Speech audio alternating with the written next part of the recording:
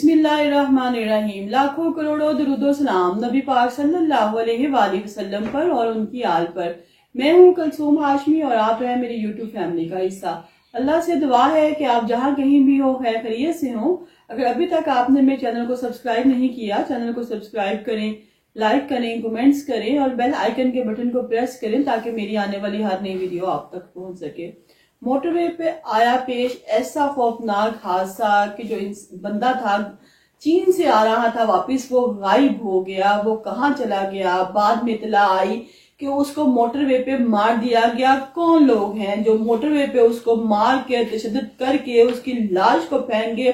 क्योंकि मोटरवे पे तो हर वक्त मोटरवे वालों की अपनी ही जो है गाड़ी वो जो है हर वक्त फिरती रहती है और गश्त करती रहती है कि कहीं कोई प्रॉब्लम है, कहीं कुछ है तो हम उसको हल करने की कोशिश करें, और हम तंगोश रहती है। लेकिन फिर भी आखिर वो कौन लोग थे जो उसको चीन से आते हुए रास्ते में पकड़ के मार गए? इसके बारे में मैं अपने ब्लॉग में आपके साथ शेयर करूंगी और बताऊंगी कि वो कौन डॉक्टर कौन था और किस हॉस्पिटल में काम करता था। लिहाजा आप इस ब्लॉग में एंड तक मेरे साथ रहिएगा। कुछ दिन पहले का वाकया है कि एक बंदा है, उसका नाम है डॉक्टर उबैदुल्लाह नियाज साहब। ये चीन गए 15 रोज के दौरे के लिए और कहा कि 15 रोज के दौरे के बाद मैं वापस आऊंगा, और अपने घर में इतला दी कि मैं वापस आ रहा हूँ। घर वालों ने कहा कि आप वापस आ रहे हैं तो हम आपके लिए गाड़ी भिजवा देते हैं जो आपको इस्लामाबाद एयरपोर्ट से ले लेगी। तो उन्होंने कहा कि नहीं, गाड़ी की कोई जरूरत नहीं है, मेरा दोस्त है हयात, वो मुझे ले लेगा, मुझे रिसीव कर लेगा, मैं उसके साथ गाड़ी में आ जाऊंगा, आप लोगों को फिक्र करने की कोई जरूरत नहीं। दिन आ जाता है लेकिन जो डॉक्टर साहब हैं वो पहुंचते नहीं है। डॉक्टर साहब यंग हैं, बिल्कुल 25 साल डॉक्टर साहब की उम्र है, लेकिन डॉक्टर साहब पहुंचते नहीं है। घर वाले जो है वो बड़े परेशान होते हैं कि अभी तक जो है पहुंचा क्यों नहीं। इसकी तो फ्लाइट थी और जो एयरपोर्ट से हमारे घर का रास्ता है वो मैक्सिमम इसी टाइम का है, लेकिन अब काफी टाइम हो चुका है और जो है बच्चा वो घर नहीं पहुंचा। क्या रीजन हो सकती है? घर वाले बहुत परेशान होते हैं। तो जो उनका भाई है, छोटा भाई है, वो जाता है थाने में। थाना जो उनको लगता है, थाना लगता है उनको अटक थाना, न्यू एयरपोर्ट उनको लगता है। उस पे उनका भाई जाता है, छोटा भाई अब्दुल रहमान जाता है और जाके बताता है कि जो मेरा भाई है वो चीन से आ रहा था, उसने पहुंचना था लेकिन काफी टाइम हो गया, मेरा भाई पहुंचा नहीं, उसे किसी ने अगवा कर लिया है जिसकी वजह से वो हमें मिल नहीं रहा। हमने काफी जगह पे पता करवाया, हॉस्पिटल में पता करवाया, जहां हमारे को मिलने वाले थे पता करवाया, एयरपोर्ट से पता करवाया। उन्होंने कहा कि जो जहाज है वो लैंड हो चुका है कब से, और जो लोग हैं और जो आपका भाई है वो इसी फ्लाइट में आया है और इसी फ्लाइट में आने की वजह से अब वो जा चुका होगा। लिहाजा जितनी भी मालूमात हमारे पास थी वो मालूमात हमने आपको दे दी है, इसके ऊपर हम नहीं बता सकते। इसी जहाज में वो लड़का आया है, डॉक्टर आया है, और उसका जब पासपोर्ट चेक करने के बाद अब वो जा चुका है।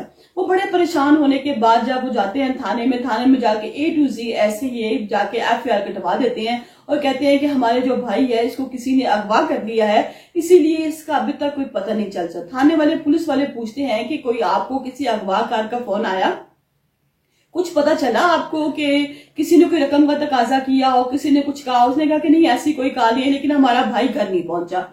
जो है पुलिस वाले वो तफ्तीश शुरू कर देते हैं। तफ्तीश के बाद उनको लाश मिलती है टेक्सला से उनको लाश मिलती है एक बंदे की जो कि बहुत तशद्दुद ज़दा होती है, उस पर बहुत जुल्म किया, उस पर बहुत मारा जाता है। मारने के बाद जो है लाश वहां फेंक दी जाती है।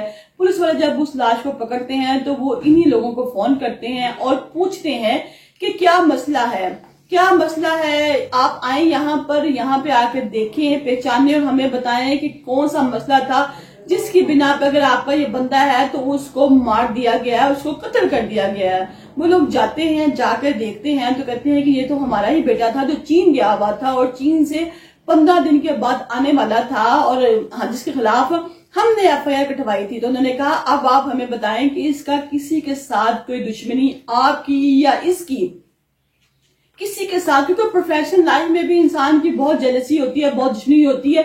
ये जो डॉक्टर था ये इस्लामाबाद के पीएम्स हॉस्पिटल में हाउस जॉब करता था और अब इसकी हाउस जॉब है वो भी पूरी होने वाली थी, और इसी चक्कर में हाउस जॉब के चक्कर में वो चीन में 15 रोज के लिए दौरे पर गया हुआ था। उसने कहा कोई दुश्मनी इसने कोई घर में बताया हो कि इसका कोई कुलीग जो है, साथी है, वो उसको तंग करता है, या आपकी कोई जाती दुश्मनी हो तो आप हमें बताएं ताकि हम जो है कार्रवाई कर सके। तो उन्होंने कहा कि हमारी किसी से कोई ऐसी जाती दुश्मनी नहीं है, ना ही इस बच्चे ने कभी कोई आके बताया कि इसकी किसी हॉस्पिटल में किसी के साथ कोई पर्सनल थी, गरिज थी या पर्सनालिटी क्लैश था, ऐसी कभी कोई बात इसने आके नहीं की। तो उन्होंने कहा जब आपका बेटा आ रहा था एयरपोर्ट पे लेने के लिए, तो आप इसको लेने के लिए क्यों नहीं पहुंचे? आपका काम था कि आप उसको रिसीव करते। तो उसने कहा कि मेरा जो फोन है, मोबाइल है, वो गुम हो चुका है, मेरे पास फोन नहीं है। मैं अपने एक दोस्त के नंबर से, उसने हमसे राब्ता किया और कहा कि जी मेरा एक दोस्त है हयात, उसका ड्राइवर या वो खुद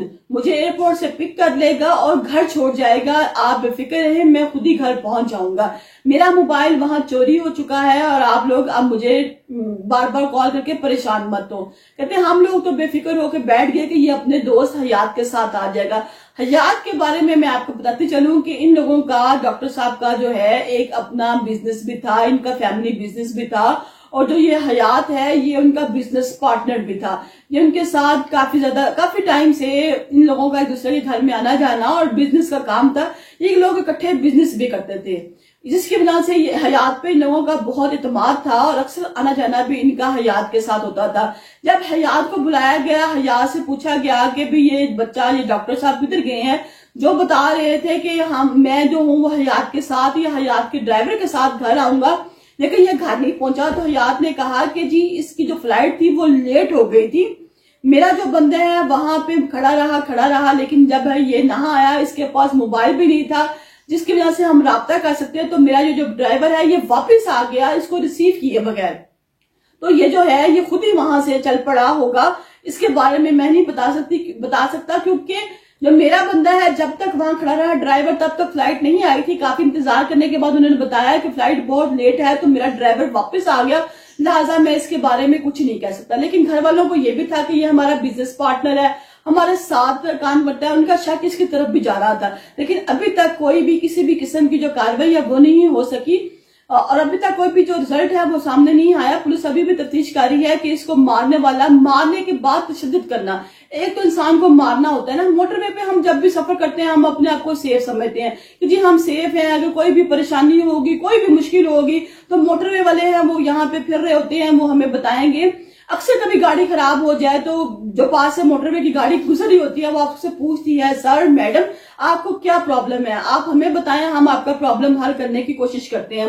और एंड टाइम पे वो किसी न किसी बंदे को बुला के आपकी परेशानी हल कर देते हैं। लेकिन गुज़िश्ता कुछ साल से मोटरवे पे जो काम थे ये भी कम होना शुरू हो गए हैं। पिछले दिनों एक वाकया मैंने भी अपनी आंखों से देखा कि गाड़ी आगे थी, हमारी गाड़ी पीछे थी, रात का टाइम था, तो किसी ने उस गाड़ी के ऊपर पानी वाला शापर फेंका। अब वो जो लोग हैं जो सफर कर रहे थे वो पानी वाला शापर देख के कि गाड़ी में बजा है, वो बंदा था वो रुक गया, साथ फैमिली भी बैठी थी। जब वो रुका, गाड़ी से उतरा तो साथ ही गाड़ी को देखने के लिए कि गाड़ी को एकदम क्या बजा है जो एकदम पानी से ऐसे निकल रहा है हर तरफ गाड़ी में। तो जैसे ही वो गाड़ी से उतरा तो 2-4 लोगों ने उस गाड़ी के अंदर घुस के, जो बच्चियों ने जेवर पहन रखा था या औरत के पास पैसे थे वो छीन लिए, सिर्फ इसलिए कि एंड टाइम पे वो बंदा रुक गया। और मोटरवे पे इन लोगों को ये था कि मोटरवे पे तो कभी ऐसी कार्रवाई नहीं हुई, लेकिन अब मोटरवे पे भी ऐसी कार्रवाई हो रही है। मोटरवे वाले जो पुलिस वाले हैं वो बड़े लोग हैं, यानी कि अच्छा ईमानदार लोग हैं, लोगों का साथ भी देते हैं, लेकिन कभी कभी मिसहैप हो भी जाता है।